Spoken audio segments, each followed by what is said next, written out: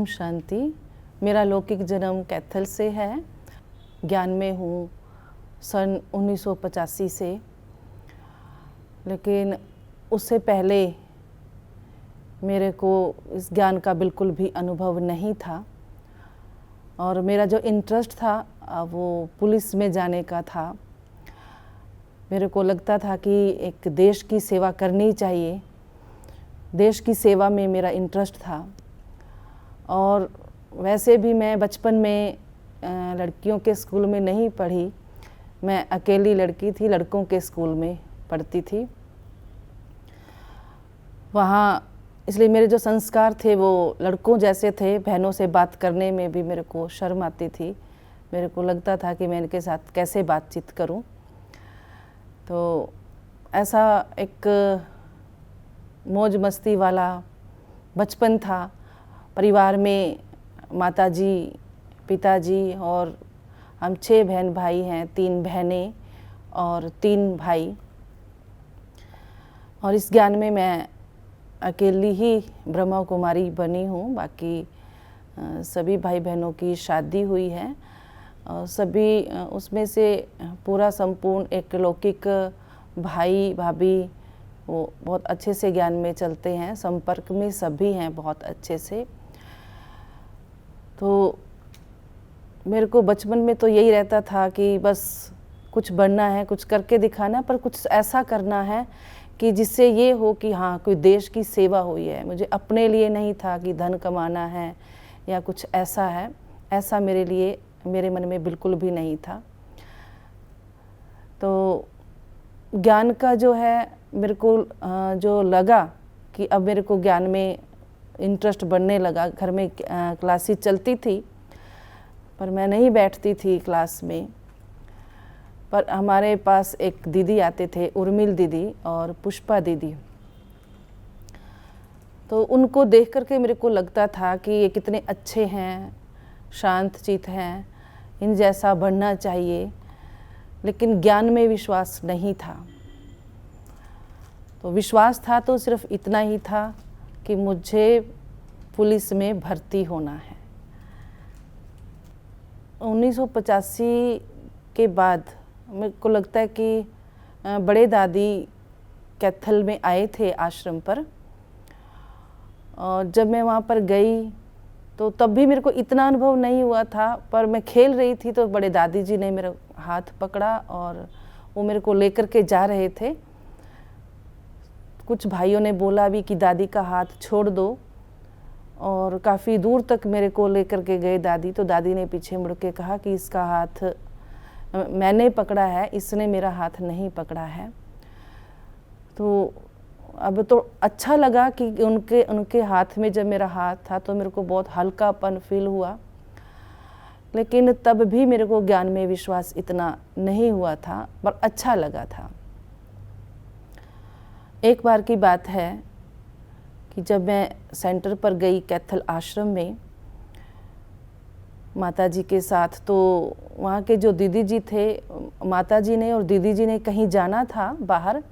तो मेरे को कहा गया कि आप बाबा के कमरे में बैठो और अभी हम आते हैं कुछ देर में, और आप वहीं रहना, बाहर मत जाना।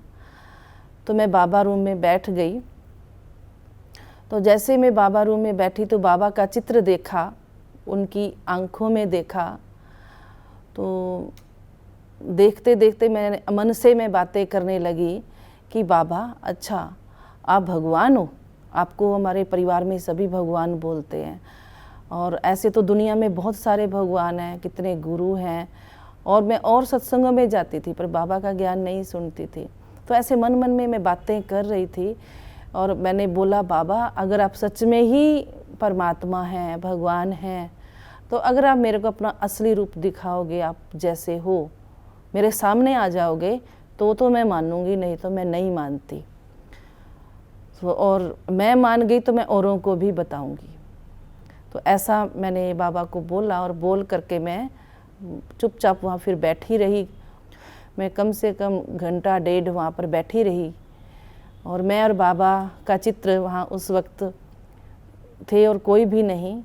लेकिन कुछ टाइम के बाद मेरे को साक्षात्कार हुआ पूरा कमरा एकदम रेड हो गया और वो एक अजीब सी खींच थी, कुछ था।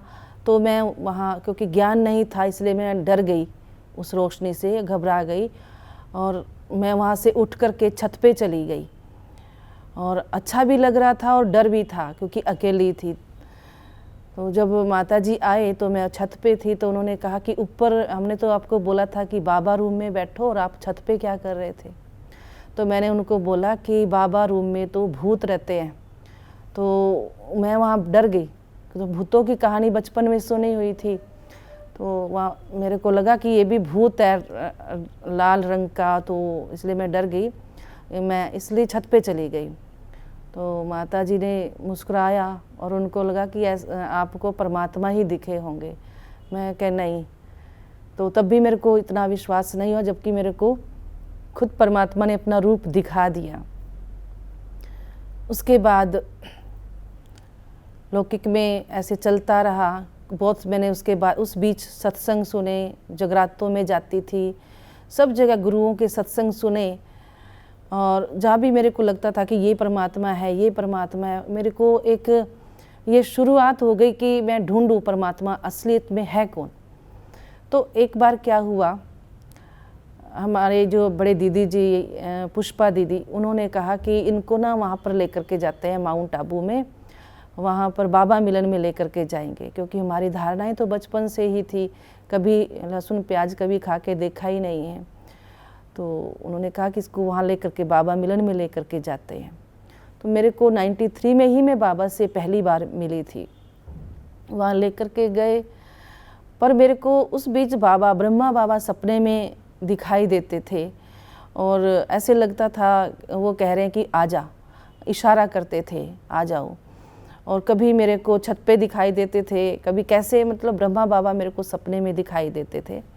पर मेरे को ये लगता था कि हमारे घर में बाबा की फ़ोटो है, इसलिए मेरे को सपने में दिखाई देते हैं। तो जब मैं माउंट आबू चली गई तो वहाँ जाते ही मेरे को लगा कि जैसे मैं यहाँ पे पहली बार नहीं आई हूँ और पहले भी आई हूँ। जो भी स्थान थे जो मैंने वहाँ पर देखे, अपने आप ही चली गई, किसी ने बताया नहीं है कि ये भंडारा है, ये है।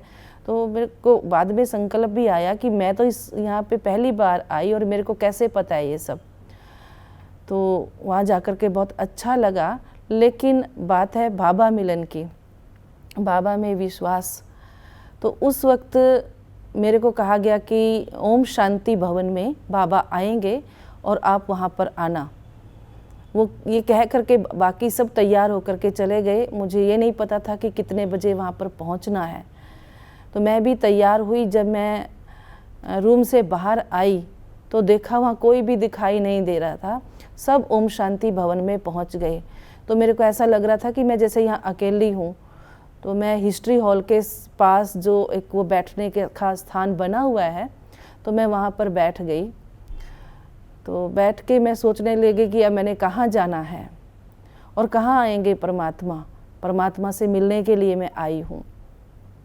तो इतनी देर में गुलजार दादी जी अपने हिस्ट्री हॉल के पास से, उनका रूम था वहाँ पर, वहाँ से आए और उन्होंने मेरे को देखा तो मेरे सामने खड़े हो गए। अब मुझे नहीं मालूम था दृष्टि देना लेना क्या होता है। वो मेरे को बड़े प्यार से कुछ देर देखते रहे, मैं भी उनको देखती रही। और दादी ने बोला कि आप यहाँ क्यों बैठे हैं, इतनी मीठी आवाज़। तो मैंने दादी को बोला कि मैं ना परमात्मा से मिलने के लिए आई हूँ, पर मेरे को पता नहीं है परमात्मा कहाँ आएंगे। कहते अच्छा, आपने परमात्मा से मिलना है? मैंने कहा हाँ जी। कहते कोई बात नहीं, मैं आपको भेजती हूँ। तो एक भाई को उन्होंने बुलाया, खुद ही जा कर के भाई को बुला कर के लेके आए और उनको बोला कि आप इनको ओम शांति भवन में ले जाओ। तो भाई ने मेरे को ओम शांति भवन में छोड़ा। तो जब मैं ओम शांति भवन में गई तो मेरे को जो जगह मिली वह बिल्कुल लास्ट में, सबसे पीछे मैं वहाँ पर जा कर के बैठी। तो मैंने सोचा कि अगर यहाँ भगवान होता तो उनको तो पता है ना मैं उनसे मिलने के लिए आई हूँ, तो वो मेरे को इतना पीछे थोड़ी ना बिठाते। तो फिर भी मैं वहाँ पे बैठ गई। तो सोचती रही पता नहीं कैसे परमात्मा आएंगे, क्या होगा, क्योंकि ज्ञान का कुछ भी समझ में नहीं था। तो वहाँ पर भाई जी की क्लास चल रही थी, सूर्य भाई जी की। तो उन्होंने कहा कि आप ऐसी स्थिति में बैठ जाओ, इतने प्यार से बैठो, इतना प्यार से परमात्मा को पुकारो कि आपके प्यार से परमात्मा नीचे खींचे चले आए। तो इस शब्द से कि नीचे खींचे चले आए, तो मुझे लगा कि सीढ़ियों से कहीं साइड से उतर करके आएंगे। तो मेरा जो ध्यान था पूरी स्टेज पर हो गया, कभी इस तरफ कभी उस तरफ भी, ऐसा ना हो कि परमात्मा आ भी जाएं और मुझे पता ही ना चले। तो मैं देखती रही चारों तरफ, लेकिन थोड़ी देर के बाद जब भाई जी की क्लास पूरी हुई तो वहाँ पर गुलजार दादी जी आए। और जब दादी जी आए तो मेरे को एकदम लगा कि ये इनसे तो मैं मिली हूँ, और भगवान से मिलना कोई इतना सहज थोड़ी ना होता है, तो इनसे तो अभी मैं मिल कर के आई हूँ। तो मेरे को लगा कि नहीं, यहाँ भी ऐसे ही है, कोई परमात्मा वाली बात नहीं है, इंसान कोई भगवान थोड़ी ना हो सकता है। तो मैं ऐसे ही बैठ गई, अभी मन में कोई संकल्प नहीं था। तो योग चला, दादी जी स्टेज पर बैठ गए, गीत बजे, 3-4 गीत बजे। उसके बाद जब शिव बाबा की, बाप दादा की प्रवेशता दादी के अंदर हुई, तो दादी को जैसे ही झटका लगा, तो मैं इतनी दूर पीछे बैठी थी तो मेरे को बहुत ज़ोर से झटका लगा, जैसे मेरे को किसी ने हिलाया है। तो जैसे ही मेरे को बहुत ज़ोर से झटका लगा और मैंने आसपास में सभी को देखा कि कोई और तो नहीं हिल रहे हैं, तो देखा कोई भी नहीं, तो मैं अपने आप को एकदम स्टिक सा करके बैठ गई कि ये कहेंगे कि इसको क्या हो गया, ये क्या कर रही है।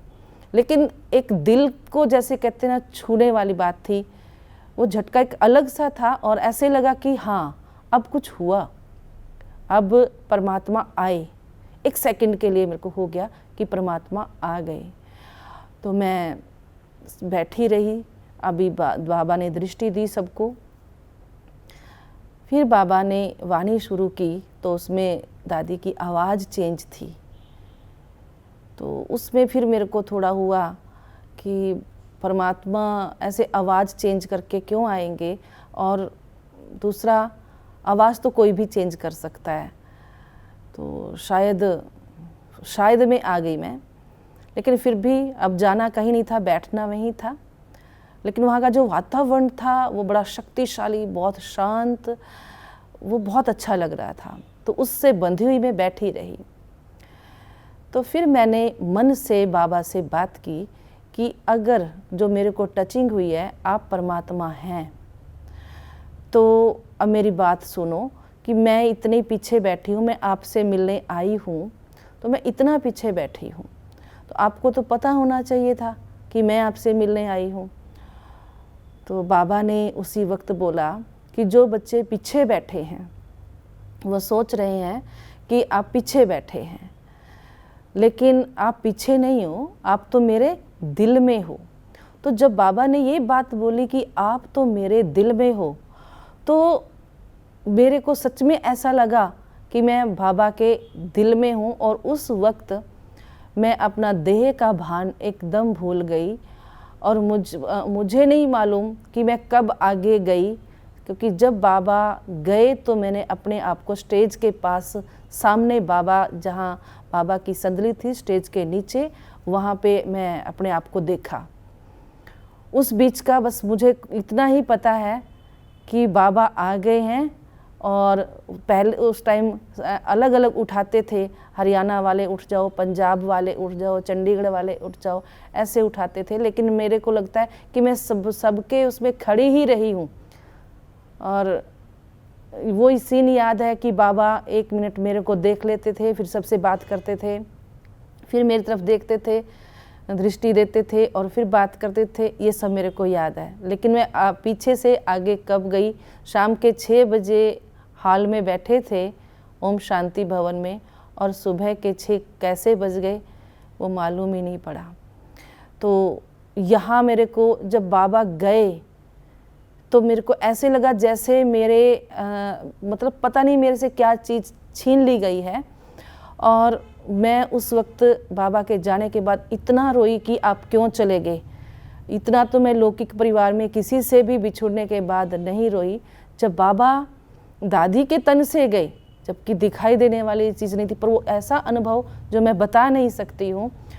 तो मैं बहुत रोई, फिर बाबा के कमरे में चली गई पांडव भवन में, और वहाँ बैठ कर के भी मैं बहुत रही कि आप आए और मुझे पता भी चल गया, फिर आप मेरे को छोड़ कर के क्यों गए।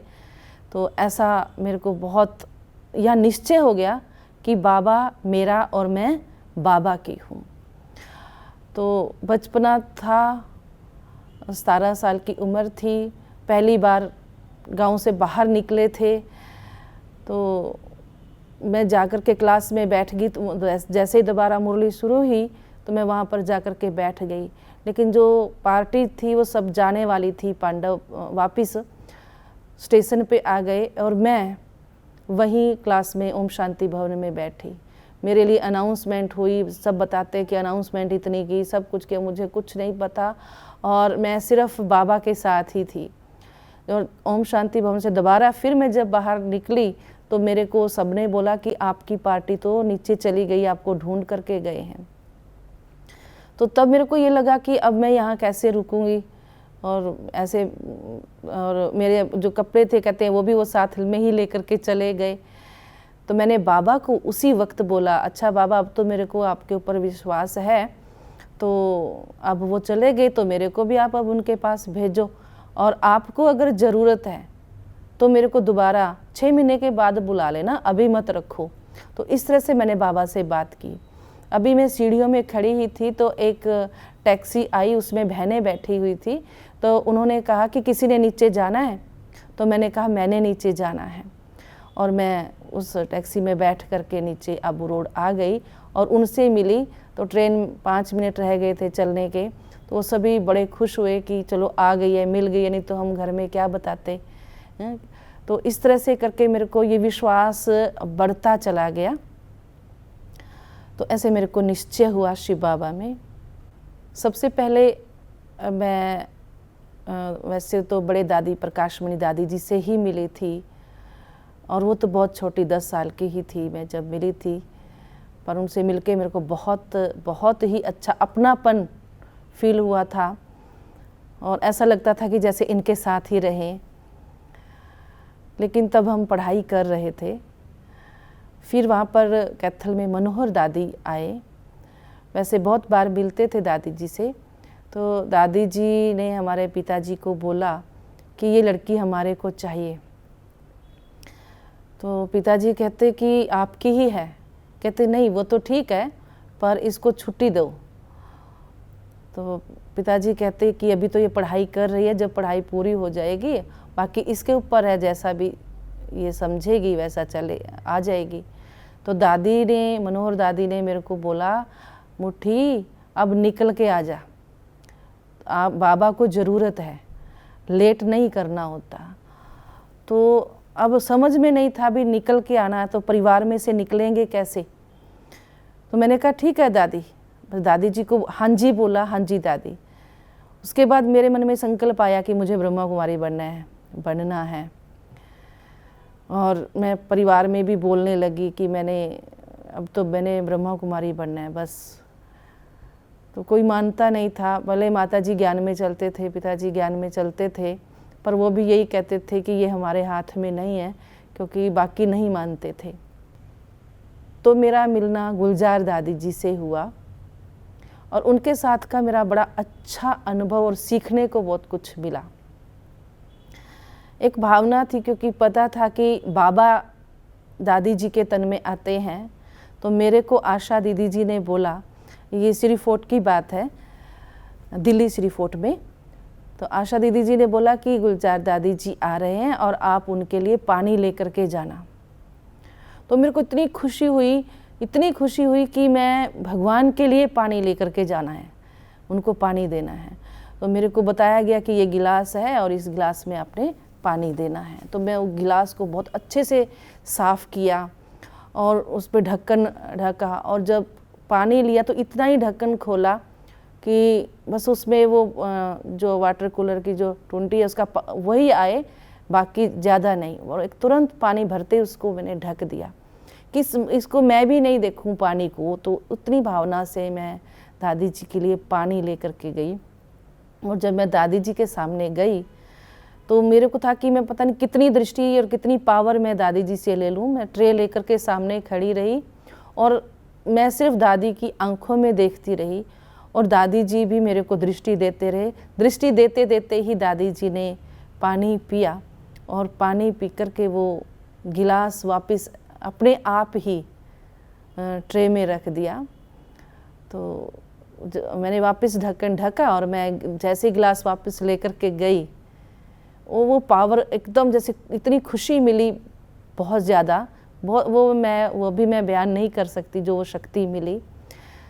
लेकिन जब मैं गिलास लेकर के गई, मैंने उसका ढक्कन खोल करके देखा तो मेरे को लगा उसमें कुछ लगा है। तो मेरे को बड़ा संकोच हुआ कि मैंने इतना ये गिलास साफ़ किया है, इतना सब कुछ किया है, ये कहाँ से लग गया, दादी मेरे बारे में क्या सोचेंगे, मतलब मेरे को ऐसे ऐसे थॉट्स आने लगे। शाम के टाइम दादी जी को भोजन कराना था, तो आशा दीदी जी ने मेरे को बोला कि आपने भोजन कराना है। तो मेरे को वो संकोच कि अब जो मैं पानी लेकर के गई थी, अब वो गिलास में कुछ लगा था तो वो क्या सोचेंगे, तो भगवान उनके तन में आते हैं। तो मेरे मन में आया कि मैं खाना नहीं खिलाऊंगी। तो मैं उनके सामने नहीं आ रही थी, शांति दीदी जी थे श्री फोर्ट में, मैं उनके पास खड़ी थी और वहाँ से और बहनें फुल्का लेकर के, सब्जी लेकर के जा रही थी, पर मैं नहीं जा रही थी। तो आशा दीदी ने आवाज़ लगाई कि राजेश बहन आप क्यों नहीं आए, पर मैंने कुछ नहीं बोला।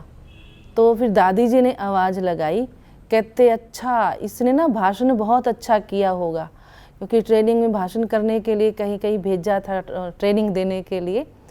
तो उन्होंने कहा अच्छा इसने भाषण बहुत अच्छा किया होगा ना, इसलिए नहीं आ रही है।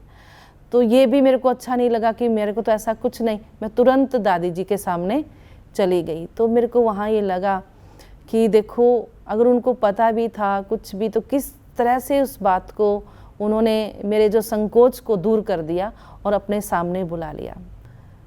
मेरी सेवाओं की शुरुआत चंडीगढ़ से हुई। चंडीगढ़ में आई मैं अचल दीदी जी के पास। मेरे को यहाँ चंडीगढ़ में चंद्रमणि दादी जी ने भेजा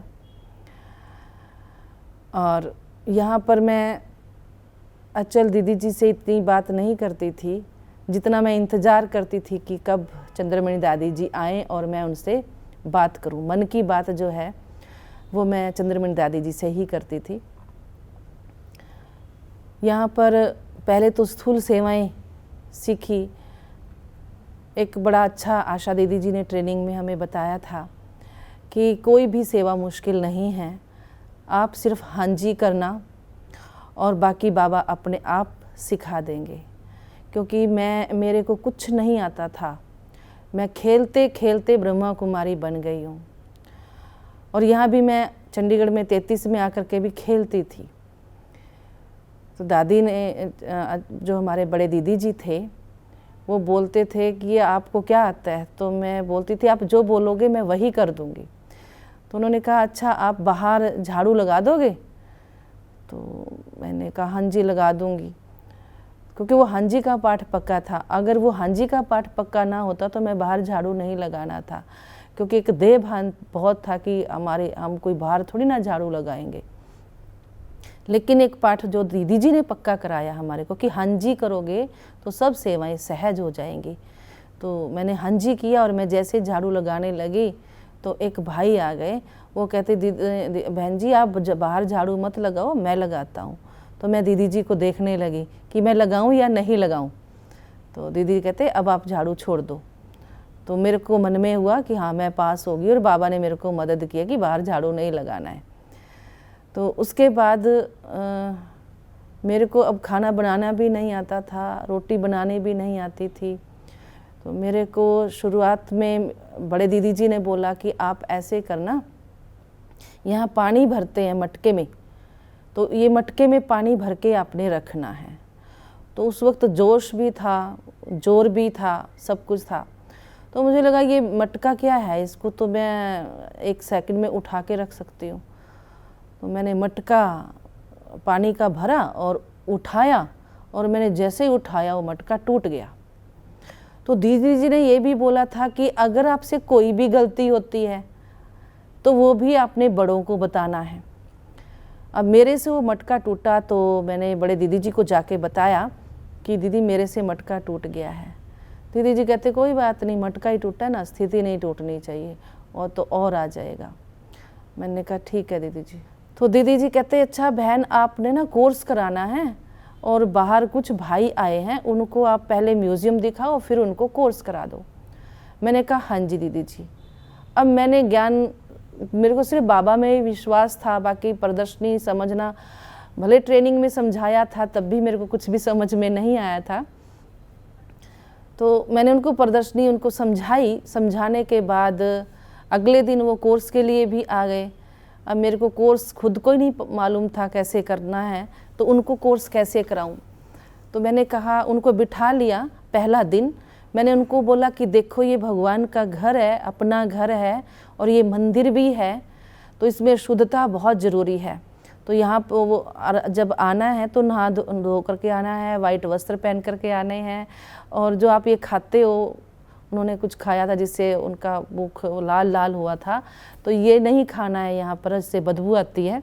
तो ये मैंने इस तरह का कोर्स मतलब पहले दिन उनको कराया और ये समझा करके उनको भेज दिया कि आप कल आना, बाकी मैं आपको कल बताऊंगी। तो वो अगले दिन फिर आ गए। वो 5-6 भाई थे और राजमिस्त्री का काम करते थे। तो फिर आए, दीदी जी ने मेरे को बोला बहन आपके कोर्स वाले आए हैं। मैंने कहा ठीक है दीदी। कहते पर राजेश बहन ऐसा क्या आपने उनको समझाया, वो सारे भाई जो कल तो ऐसे ही कपड़ों में थे, मैले कपड़ों में थे, और अभी सारे वाइट कपड़ों में कैसे आए हैं, सब वाइट वस्त्र पहन करके आए हैं। मैंने कहा दीदी जी उनको बताया था इसलिए आए हैं। कहते पहले दिन में ही बता दिया। मैंने कहा हाँ जी। कहते अच्छा। तो फिर मैं गई, फिर मैंने इस तरह से ही कोर्स कराया। फिर मैंने प्रदर्शनी की किताब उठाई, मैं बहनों से पूछती थी इसमें आप क्या बताते हो, फिर उतना ही मैं खुद को समझाती थी, फिर मैं उनको कोर्स कराती थी। इस तरह से मैंने कोर्स कराना शुरू किया। तो वो भाई अभी तक भी सेवा में हैं। तारानंद भाई जी हैं, इधर सोनीपत में रहते हैं, और कुछ भाई हैं जो और सेंटरों पे रहते हैं, 46 में हैं। तो ऐसे शुरुआत हुई प्रदर्शनी की। फिर एक बार मीटिंग हुई, जो विंग्स की सेवाएं दीदी जी ने दी सबको। अब किसी को मेडिकल विंग का दिया, एजुकेशन विंग, जूरिस्ट विंग, सबको ड्यूटी बांटी गई। तो अब मेरे को लगा कि मैं तो इतनी पढ़ी लिखी नहीं हूँ, इसलिए शायद दीदी जी ने मेरे से पूछा ही नहीं है कि आप भी कोई विंग की सेवा कर सकते हो क्या। तो मुझे दीदी जी ने बोला कि ऐसा करो आप जाओ और खाना बना लो। मैंने कहा ठीक है दीदी जी, क्योंकि हाँ जी थी, हाँ जी मन में चलता था। मैं फुलके बना रही थी लेकिन मन में बाबा से बात करती, क्या बाबा मैं तो ये विंग्स की सेवा कर ही नहीं सकती, और कोई विंग था भी नहीं, जो विंग्स की सेवाएं थी वो सब बांट दी। पर बाबा से मेरी बात चल रही थी। कुछ ही दिन के बाद एक माउंट आबू से लेटर आया, और वो था ग्राम विकास का, कि एक ये ग्राम विकास ये विंग अलग से निकला है, तो इसकी जो भी सेवा कर सकते हैं। तो आपस में कविता दीदी, बड़े दीदी जी बात कर रहे थे कि ये विंग किसको दे, कौन सेवा करेगा, गाँवों में तो कोई भी नहीं जाएगी बहन, कैसे करेंगे। तो मैं वहाँ से जा रही थी तो मेरे को आवाज़ लगाई, कहते आप ग्राम विकास की सेवा कर लोगे। तो मैंने कैसे करनी है, क्या करना है, मेरे को कुछ पता नहीं था, और मैंने हाँ जी कर दिया कि हाँ जी मैं करूँगी। तो वो लेटर मेरे हाथ में थमा दिया। वो लेटर लेकर के मैं बाबा के सामने गई और बाबा को थैंक्स बोला कि आपने मेरे को सेवा के लायक समझा। तो उसके बाद मैंने सेवाएं शुरू की। तब मैं रंगीन सूट ही पहनती थी और कभी कभी वाइट सूट पहनती थी। मैंने देखा कि यहाँ पे जो भी बहनें बड़ी बड़ी सेवाएं करती हैं वो फ़ोन करती हैं वीआईपीज़ को और वो आ जाते हैं। तो मैंने एक लिस्ट मंगवाई पूरे सरपंच की, जितने भी चंडीगढ़ के आसपास 21 गांव थे, सभी सरपंचों की मैंने लिस्ट मंगवाई और मैंने फ़ोन करने शुरू कर दिए सभी को, और बोला कि आप सेक्टर 33 में आना और बोलना कि राजेश बहन से मिलना है। तो सबको फ़ोन कर दिए और मैं बाहर कपड़े धुलाई कर रही थी स्टॉक की। तो कपड़े धुलाई कर रही थी तो सरपंच आ गए और वो भी 8-10 सरपंच आ गए। बड़े दीदी जी को पता चला कि सरपंच आए हैं, तो दीदी जी मैं कपड़े धुलाई कर रही थी तो वहीं पहुँचे। कहते राजेश बहन आपने सरपंचों को फ़ोन किया था? मैंने कहा हाँ जी मैंने सरपंचों को फ़ोन किया था। कहते अच्छा आपने मेरे को तो बताया ही नहीं। मैंने कहा मैंने इसलिए नहीं बताया कि आप तो आए नहीं, मेरे को क्या पता था आ जाएंगे, तो मैं तो एक ट्राई कर रही थी। कहते वो आ गए हैं, अब उनको क्या समझाएगी? मैंने कहा दीदी अब आप समझाओ। कहते नहीं आपने बुलाया है तो आपने ही समझाना है। मैंने कहा ठीक है दीदी जी। मैं गई, उनको म्यूज़ियम दिखाया, ऑफिस में बिठाया, चाय पानी पूछा, पानी पिलाया और ग्राम विकास के बारे में बताया कि ये विंग ऐसे ऐसे सेवाएं करता है और आप सब भी ये सेवा कर सकते हैं। तो उनमें से एक सरपंच ने कहा कि मैं अपने गांव में सेवा कराना चाहता हूं और आप हमारे गांव में आओ, हम सारा प्रबंध करके आपको देंगे, तो आप प्लीज़ आ जाइए। तो मैंने उनको कहा कि हम ऐसे नहीं आते, हम बड़े दीदी को पूछेंगे, जैसा वो कहेंगे हम वैसा करेंगे। तो बीच से उठ के ही मैं दीदी से बात करने गई कि ऐसे ऐसे सरपंच साहब बोल रहे हैं तो क्या करना है। तो दीदी जी ने कहा कि उनको बोलो कि हम आपको बाद में फ़ोन करके बता देंगे। मैं क्या ठीक है दीदी जी। तो मैंने उनको बता दिया कि हम आपको बता देंगे जैसा भी होगा। तो उसके बाद चिंतन चला कि क्या गांव में, क्योंकि उससे पहले गांव की सेवा चंडीगढ़ में इस तरह से नहीं थी, तो यहाँ से शुरू की हमने जीरकपुर के पास भभात गांव, वहाँ पर गए। उन्होंने अपना एक धर्मशाला, अपना बाड़ा बैठक होती है जैसे, वो दी कि यहाँ पर आप कोर्स कराओ। पहले प्रदर्शनी करवाई, बहुत अच्छा उन्होंने प्रबंध करके दिया और हमारे आदरणीय उत्तरा दीदी जी वहाँ पर कोर्स कराने के लिए गए। दीदी जी ने ही कोर्स कराया। फिर वहाँ पर सेंटर खोलने की बात आई, वहाँ पर फिर सेंटर खुल गया, वहाँ भभात सेंटर खुला। फिर उसके बाद जीरकपुर में वो 1.5 किलोमीटर पड़ता था, मैं वहाँ पर पैदल जाती थी और क्लास करा के आती थी जीरकपुर में। फिर वहाँ पर सेंटर खोला, वहाँ के आसपास के एरिया में भी मैं पैदल जाती थी क्योंकि मेरे को कोई साधन चलाना नहीं आता था और उन दिनों थोड़ा उसकी भी थी कि ये खर्चा बहुत होता है, उसकी बचत करने की भी बाबा कहते इकोनॉमी करो, तो वो करने के मन में था कि जब हम चल सकते हैं तो क्यों ना हम पैदल चल करके सेवा करें। तो ऐसे सेवाओं की शुरुआत हुई। वहाँ मैंने 3-4 साल सेवाएं की। उसके बाद मैंने दीदी जी को बोला कि दीदी जी अब वहाँ तो सेवा शुरू हो गई, अब मैं क्या करूँ? दीदी जी कहते अब क्या करना, सेवा कर रही है और सेवा कर। तो मैंने कहा नहीं दीदी वहाँ तो हो गई, अब तो नहीं हो रही वहाँ पे, क्योंकि वहाँ पर तो गांव हैं और दूर दूर घर है, तो अब नहीं, वहाँ पर जितने आने थे वो आ चुके हैं। दीदी कहते अच्छा ठीक है, फिर अब आप यहाँ रह करके सेवा करना, अब यहाँ आस-पास में जाना। तो कुछ पहले से ही उनकी कोई बात थी, तो बहनों को वहाँ पर पे भभात में और जीरकपुर में 2 बहनों को भेजा गया। उन्होंने वहाँ की सेवा संभाली। तो दीदी जी ने जहाँ जहाँ हमें सेवाओं के लिए भेजा वहाँ पर गए। 45 सेक्टर में, पिंजौर में, कांसल, कैम्पवाला, अब वर्तमान समय में कैम्पवाला सेंटर पर ही रहती हूँ, किशनगढ़, वहाँ पर आसपास में सेवाएं की।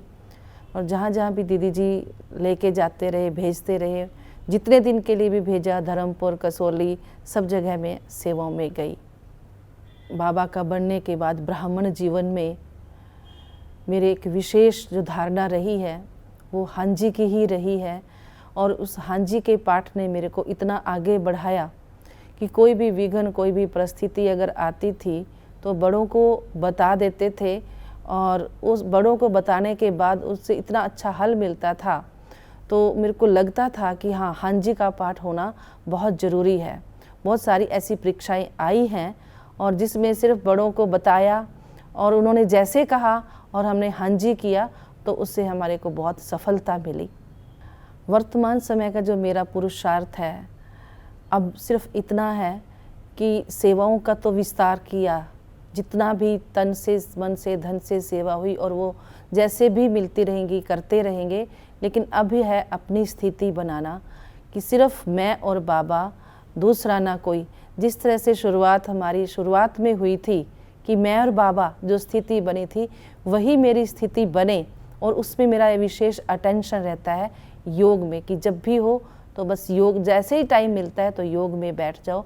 और सबके को भी यही संदेश देती हूँ कि आप संपन्नता की तरफ जाना है तो सिर्फ योग ही काम आता है। तो मेरा विशेष जो अटेंशन है वो योग पर है, क्योंकि अगर हमारे अंदर योग है तो बाकी धारणाएं सब आ जाती हैं।